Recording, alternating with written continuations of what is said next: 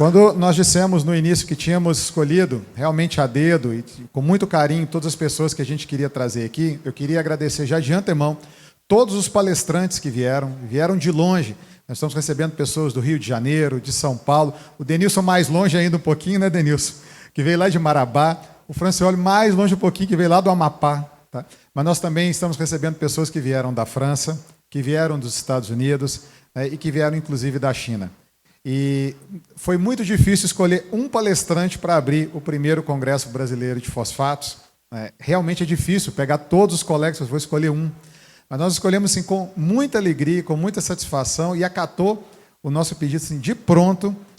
E por que nós escolhemos, né, o Patrick Zeng? Por que, né, nesse momento, o Patrick? Além da trajetória dele no fosfato, de longa data, o Patrick tem se dedicado uma vida inteira ao fosfato, e por isso nós somos muito gratos, Patrick. Mas o Patrick também tem um congresso que acontece bianualmente, aliás, trianualmente, 3 em 3 anos. O próximo é ano que vem, aí o Patrick, vou pedir para ele falar um pouquinho também sobre ele, e depois nós queríamos trazer esse evento, né, para o Brasil também. Tá? Então, eu, o professor Laurindo, o professor Helenista, nós estamos nessa disputa com o Patrick, pedindo sempre, traga para o Brasil, porque nós queremos que essa família do fosfato aumente cada vez mais. Ela tem que se ampliar. Então, Patrick, muito obrigado. Thank you very much for receiving our invitation and being here after 28 hours flight. Patrick, please join us. Thank you.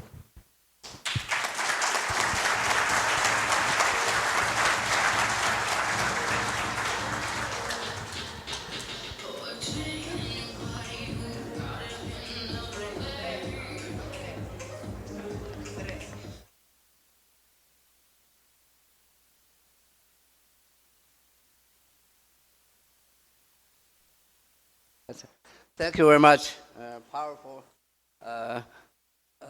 family, Andre and Ines, for organizing this great conference.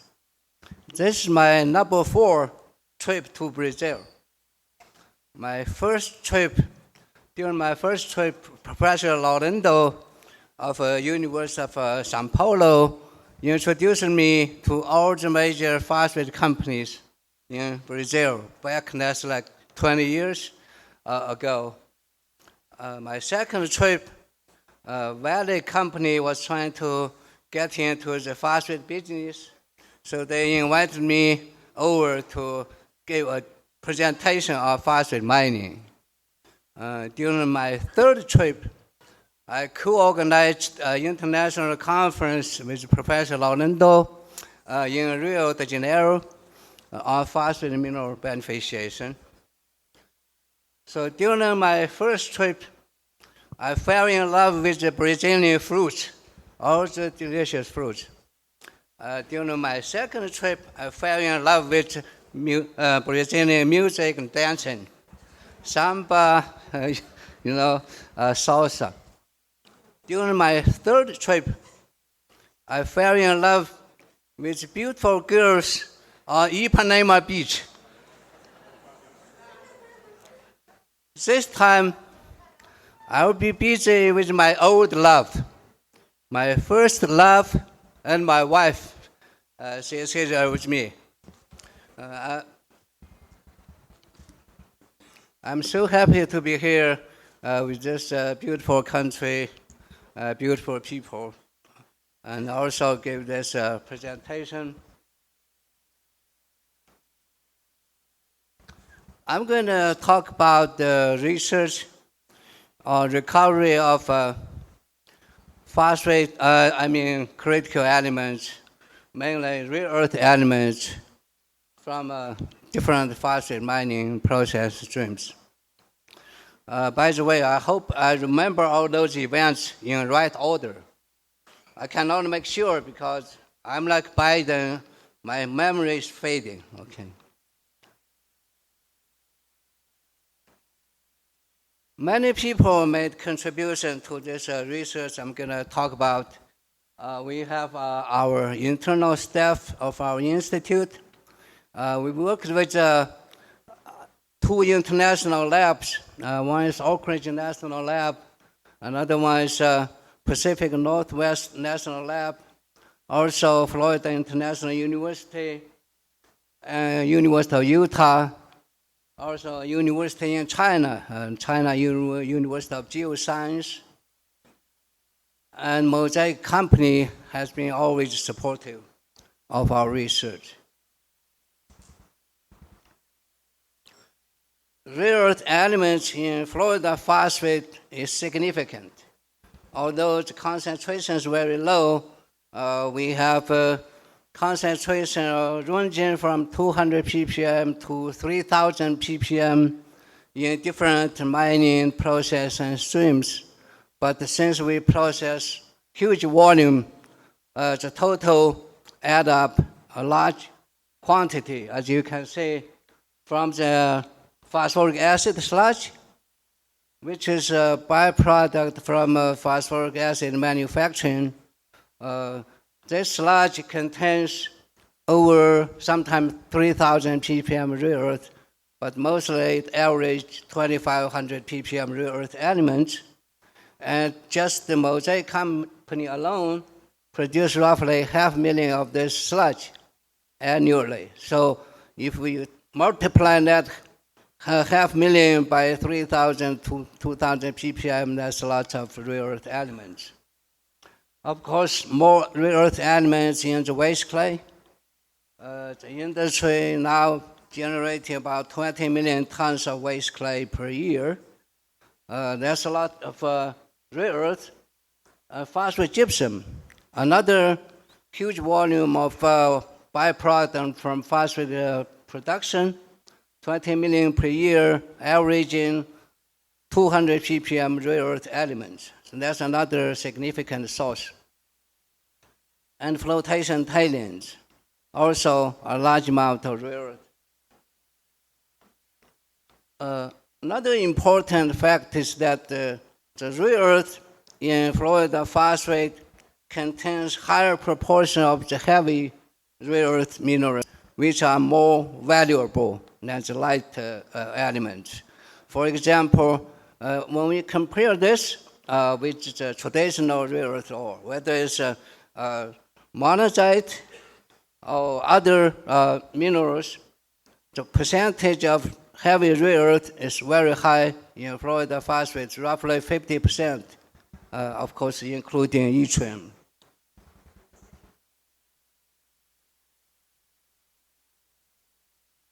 We did some mass balance analysis, and based on chemical analysis, also plant volume production, flow rates of different materials inside two flotation plants. So we determined the distribution of the rare earth from mining to different beneficiation streams.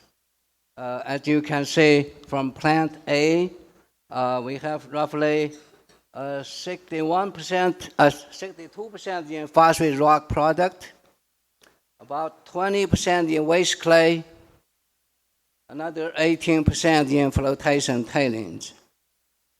For plant B, it's different, about 53% in phosphate rock product, 40% in waste clay, about 9% in two flotation tailings.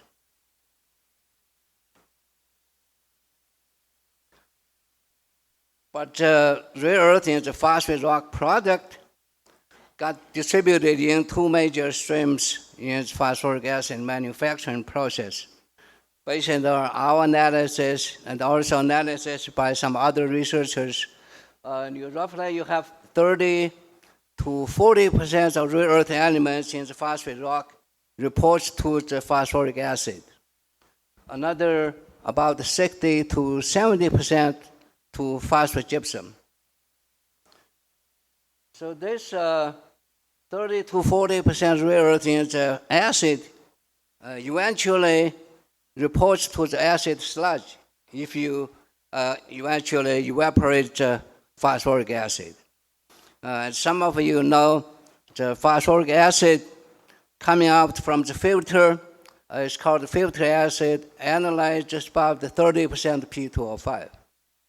So in some operations, they further increase the P2O5 by a two-stage evaporation. During the first stage, P2O5 is increased from 30% to 40%. The second stage, from 40% to 54%. So all the rare earth, nearly all the rare earth in the acid, original acid, eventually reports to the phosphoric acid sludge. So we first started with flotation tailings. We found that in Florida, phosphate flotation is a two-step process. First step is fatty acid flotation, followed by amine flotation. For some reason, all the rare earth in the flotation tailings mainly reports to the amine flotation tailings. So first, we want to determine the occurrence of rare earth in this type of tailings. So we did a mineralogical analysis using this advanced mineral liberation analyzer. We did find about 0.05% monazite and 0.003% xenotime, which is yttrium phosphate.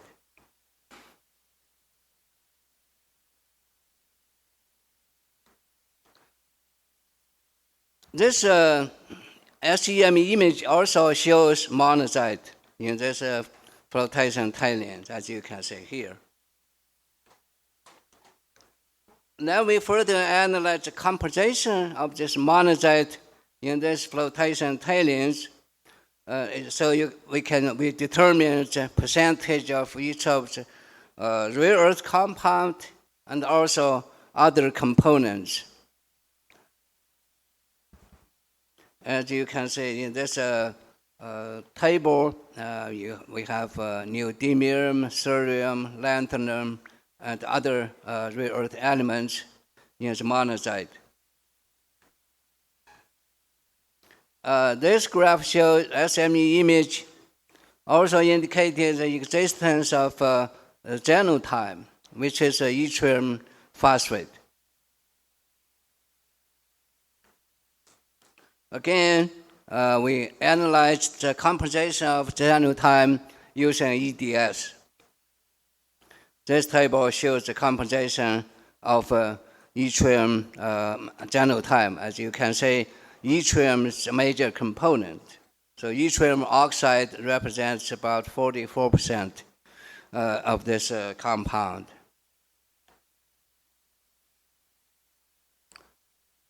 Since the rare earth minerals,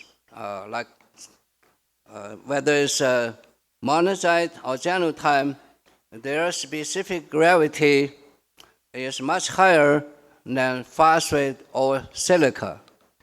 As you know, the flotation tailings, the main components are phosphate and silica.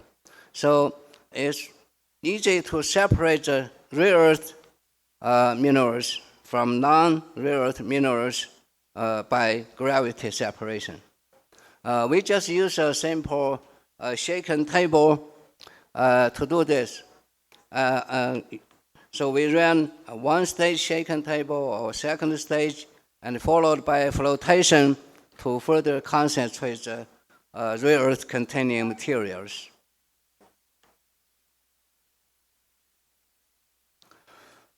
So those are the operating conditions for the shaken table. If we use this under those conditions, we concentrate rare earth in the shaken table concentrate.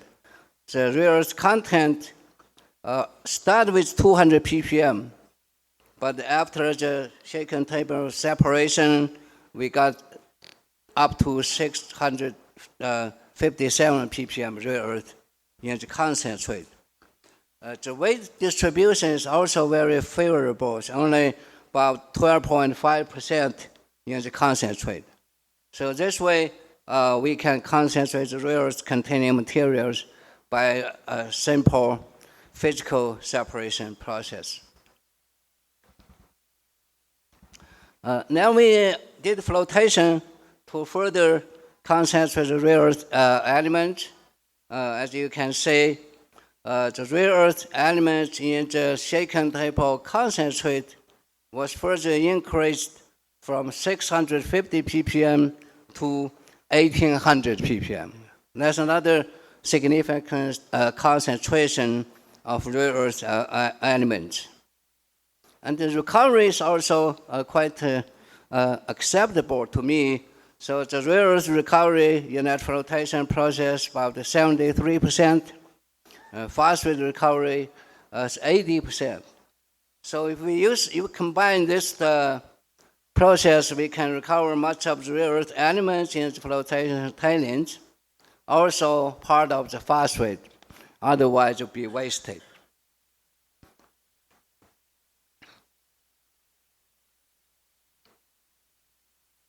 This is so after we got the concentrated rare earth, we conduct leaching for rare earth recovery.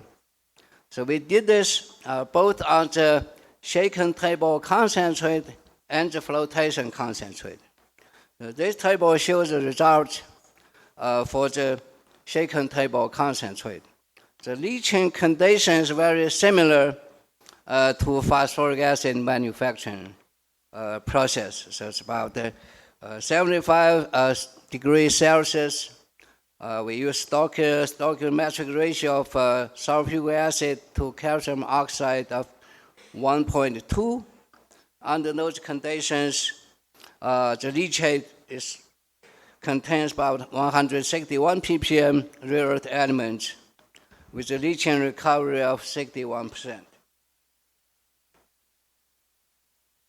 For the flotation concentrate, the leaching condition is the same. Again, the recovery about 60%, the concentration is in the neighborhood of 150 ppm.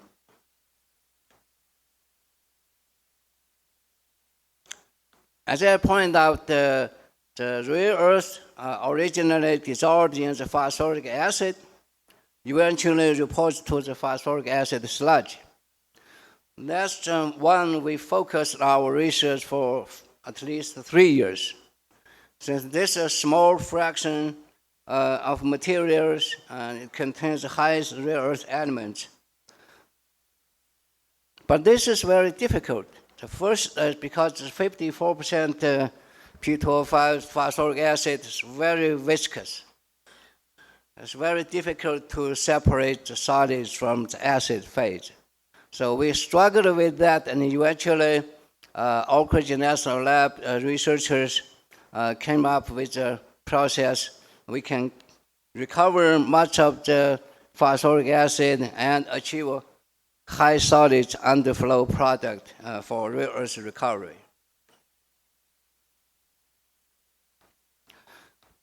This table just shows why the rare earth element eventually reports to the acid sludge. So we analyzed the 3 samples from the same plant.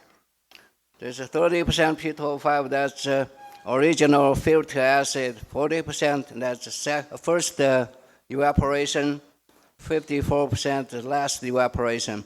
As you can see, the solid and liquid, the rare earth distribution is quite different.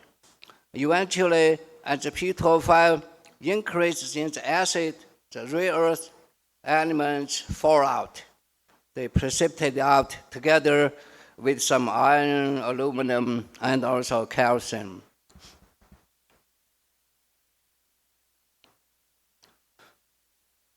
So the concentration is consistently very high, rare earth elements in this phosphoric acid sludge stream. When we collect these samples over many years, each time it's about over 2,000 ppm rare earth elements. If you do a calculation based on roughly 500,000 per year, that's lots of rare earth elements. Particularly the yttrium could more than meet the entire U.S. demand for yttrium if we just recover the rare earth from this small quantity of materials. So why the sludge? Because it contains the highest rare earth concentration. It's easy to access because that's just a separate stream. It does not interfere with the phosphoric acid manufacturing process. It's unregulated stream, so we can process it any way we want for the rare earth recovery. And also, we can recover lots of high-grade phosphoric acid because this sludge only contains 20% solid. So there's 80% is like high-grade phosphoric acid. The industry currently uses this product, this sludge, to make a low-grade fertilizer. So it's a waste of high-value phosphoric acid. So we can recover this phosphoric acid to make the rare earth recovery more economical. As I pointed out, the separation of liquid from solid is very difficult for this stream because of high viscosity.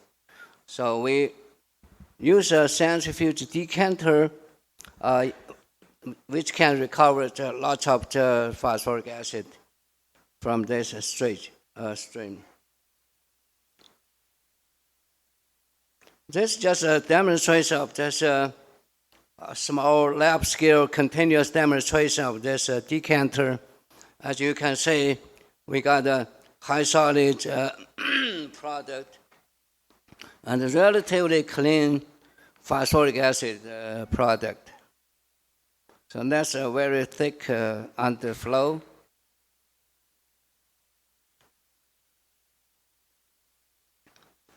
So this solid liquid separation is very efficient to recover much of the phosphoric acid, and also recovery rare earth in the solids is very high. So if we got the acid recovered, we doesn't waste lots of the rare earth. The rare earth recovery in the solid is 86%.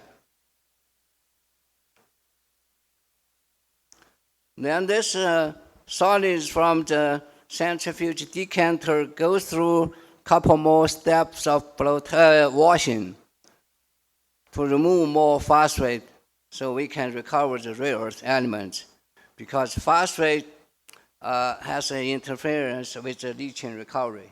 They tend to precipitate with the rare earth elements. So we have to further remove the phosphate from the underflow product in order to leach the rare earth.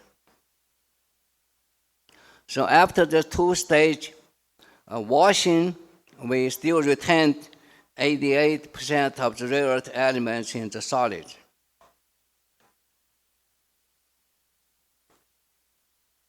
So using two-stage leaching, using nitric acid at 30% solid at 70 degrees Celsius, we can get a leaching recovery of close to 90%.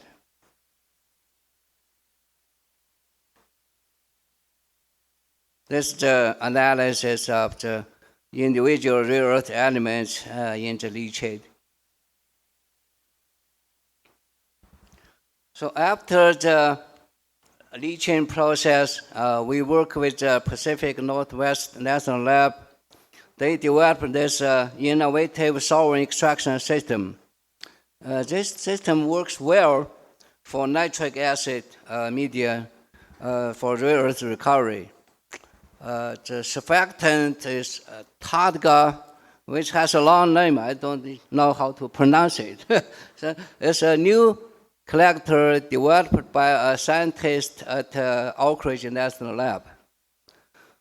So using this reagent with a mixture of some other solvent, we achieved a very good performance. Excellent results.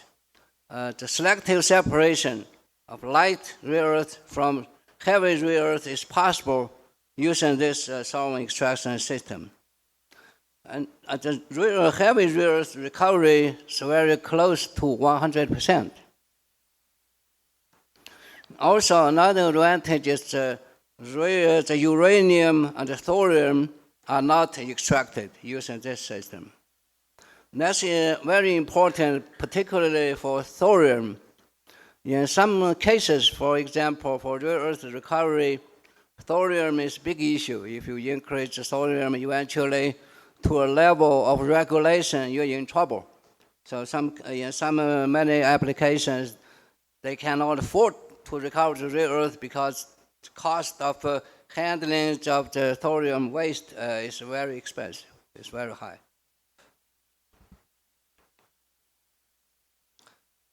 This just show you some mechanistic study of the solvent extraction process. As you can see, this shows the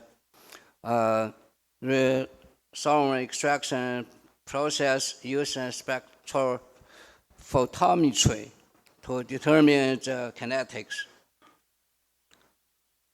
This demonstrates the capacity of this solvent, which indicates solvent capacity of about 25 millimolar rare earth using this system. And also this solvent extraction process does not produce a third phase, which is also problematic for solvent extraction, of course. So the concentrate from the solvent extraction is precipitated with oxalic acid to produce rare earth oxalate, followed by calcination, so we can get a product of rare earth oxide. This table shows the final product of the rare earth oxide, about 99% pure. It's a very good final product with a good combination of the heavy rare earth elements in the product.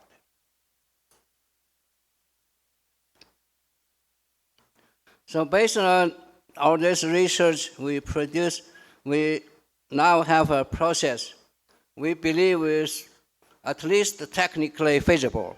It could be economically feasible depending on the market, depending on the rare earth price, phosphoric acid price.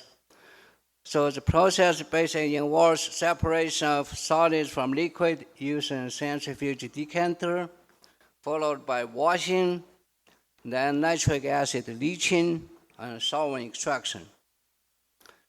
The final product from our process, the rare earth oxide, can be further processed into individual rare earth elements. We are now collaborating with some technology companies in the United States. They have processed, whether it's electrochemical based or chromatography based processes.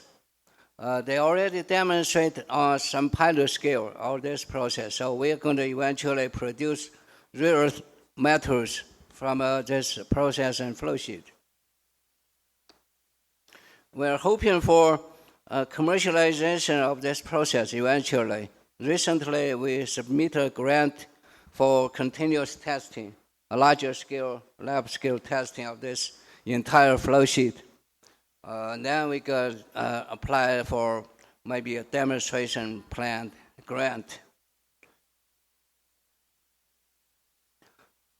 The rare earth recovery using nitric acid by the wet process, as I showed you, the two-stage leaching, we produce about 90% leaching recovery.